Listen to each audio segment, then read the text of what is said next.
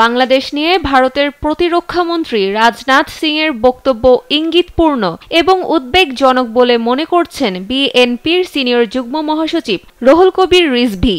শুক্রবার বিকেলে রাজধানীর রামপুরায় আমরা বিএনপি পরিবার আয়োজিত ছাত্র জনতার গণ অভ্যুত্থানে নিহত রিকশাচালক সাগরের পরিবারকে আর্থিক অনুদান দিয়ে সাংবাদিকদের তিনি এ কথা বলেন।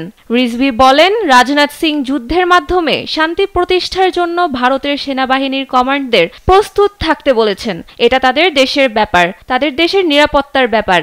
কিন্তু উদ্বেগের বিষয় হলো বাংলাদেশে তো কোনো যুদ্ধ হচ্ছে না। এখানে শতাব্দীর সেরা গণ আন্দোলনের মাধ্যমে স্বৈরাচার সরকারের পতন ঘটানো হয়েছে। এটা বাংলাদেশের অভ্যন্তরীণ বিষয় বলেও জানান তিনি। রিজভী জানান, এখন বাংলাদেশের স্বাভাবিক পরিস্থিতি বিদ্যমান। বাংলাদেশ একটি স্বাধীন সার্বভৌম রাষ্ট্র।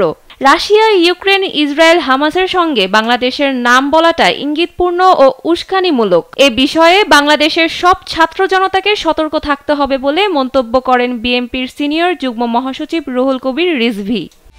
একমাত্র ওয়ালটন এসি দিচ্ছে 1 বছরের রিপ্লেসমেন্ট গ্যারান্টি এবং কম্প্রেসরের 10 বছরের গ্যারান্টি।